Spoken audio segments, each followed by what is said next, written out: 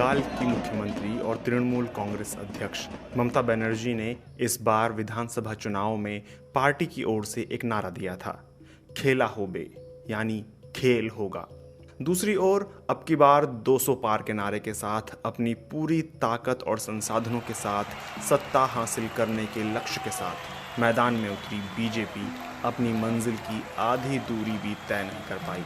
कुछ राजनीतिक विश्लेषक तो बीजेपी के आशोल परिवर्तन के नारे के सच होने की भी भविष्यवाणी करने लगे थे, लेकिन नतीजों ने साफ कर दिया है कि बीजेपी के हिंदुत्व पर ममता का बांग्ला उपराष्ट्रवाद भारी रहा है।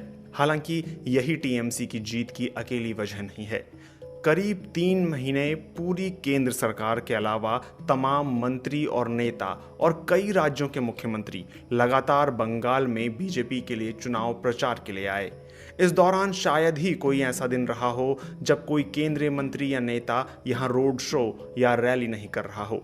खुद प्रधानमंत्री नरेंद्र मोदी ने करीब 1.5 दर्जन रैलियां की थीं। केंद्रीय गृह मंत्री अमित शाह और दूसरे नेताओं की रैलियां और रोड शो की सूची तो काफी लंबी है। अपने पूरे तामझाम संसाधनों और हेलीकॉप्टर के जरिए चुनाव अभियान चलाने वाली बीजेपी एक समय यह माहौल बनाने में कामयाब रही थी कि वह हर सीट पर टीएमसी को कांटे की टक्कर देगी, लेकिन चुनावी नतीजों ने उसे करारा झटका दिया है। आखिर बीजेपी के इस भारी भरकम अभियान के बावजूद ममता बनर्जी अपना किला बचाने में कामयाब कैसे रहीं? इसकी कई वजहें हैं। बीजेपी उनके खिलाफ भाई भतीजावाद और अल्पसंख्यकों के तुष्टीकरण के आरोप तो बहुत पहले से लगा रही थी। साथ ही पार्टी ने जातिगत पहचान का मुद्दा भी बड़े पैमाने पर उठाया था। मतुआ वोटरों को लुभाने के लिए प्रधानमंत्री नरेंद्र मोदी अपनी बांग्लादेश यात्रा के दौरान मतुआ धर्मगुरु हरिचांद ठाकुर के जन्म स्थान पर बने मंदिर में गए थे। अमित शाह ने सीएए के जरिए मतुआ समुदाय के लोगों को नागरिकता देने का वादा किया था। ममता ने बीजेपी के हिंदुत्ववाद की काट के लिए चुनावी मंच से चंडी पाठ तो किया ही, खुद को ब्राह्मण की बेटी भी बताती रहीं। उन्हें अल्पसंख्यकों का तो भरपूर समर्थन मिला ही, हिंदू वोटरों के बड़े तबके ने भी टीएमसी का साथ दिया। इसके अलावा उनके पांव में लगी चोट और व्हीलचेयर पर भी पूरा चुनावी अभियान चलाना उनके पक्ष में गया। कन्याश्री और रूपश्री जैसी योजनाओं की वजह से बंगाल में महिलाओं ने भी ममता का समर्थन किया। ममता अपने भाषणों के जरिए बीजेपी को बाहरी बताते हुए जहां बांग्ला संस्कृति, पहचान और अस्मिता का मुद्दा उठाती रही, वहीं उन्होंने यह माहौल भी बनाया कि देश की अकेली महिला मुख्यमंत्री पर प्रधानमंत्री से लेकर तमाम केंद्रीय मंत्री किस कदर हमले कर रहे हैं। खासकर प्रधानमंत्री जिस तरह दीदी ओ दीदी कहकर ममता बनर्जी की खिल्ली उड़ाते रहे, उससे महिलाओं का एक बड़ा तबका ममता के साथ हो गया।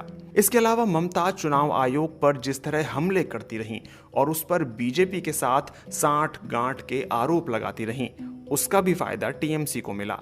इस चुनाव में कांग्रेस और लेफ्ट वाले संयुक्त मोर्चा की दुर्गति की वजह से इन दोनों दलों के वोटों का बड़ा हिस्सा भी टीएमसी को मिला। बीजेपी को उम्मीद थी कि फुरफुरा शरीफ वाली पार्टी इंडियन सेक्युलर फ्रंट शायद अल्पसंख्यक वोट बैंक में सेंध लगाएगी, लेकिन ना तो वह कोई छाप छोड़ सकी और ना ही असदुद्दीन ओवैसी की एआईएम। ममता ने बीजेपी की मजबूत गढ़ समझे जाने वाले जंगल महल इलाके में भी खासी सेंध लगाई है और साथ ही अपने मजबूत गढ़ को बचाने में काफी हद तक कामयाब रही हैं। पश्चिम बंगाल के चुनाव में बीजेपी के खराब प्रदर्शन के बारे में बीजेपी के एक नेता ने नाम ना बताने की शर्त पर कहा, पार्टी को स्थानीय नेताओं और कार्यकर्ताओं पर भरोसा नहीं करने का खामियाजा चुकाना पड़ा है। बाहरी राज्यों से आने वाले पर्यवेक्षकों ने स्थानीय नेताओं को भरोसे में नहीं लिया और अपने राज्यों के फॉर्मूले को यहां लागू करने का प्रयास किया। हमने कई बार इसकी शिकायत की थी, लेकिन कुछ भी नहीं हुआ।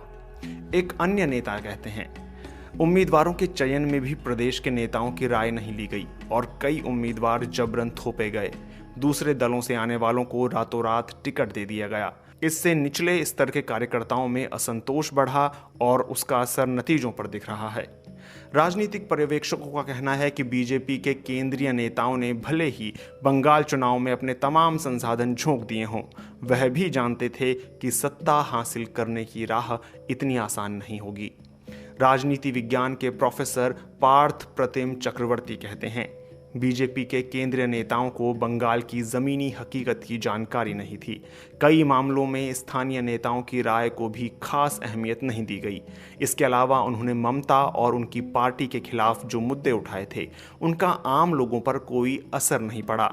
उल्टे बड़ी तादाद में दल बदलुओं को टिकट देना, ममता बनर्जी की लगातार खिल्ली उड़ाना, उनको चोट लगने पर भी व्यंग्य करना, धार्मिक आधार पर ध्रुवीकरण की कोशिश और हिंदुत्व का मुद्दा उठाना बीजेपी को भारी पड़ गया। आप देख रहे हैं दैनिक दिल्ली न्यूज।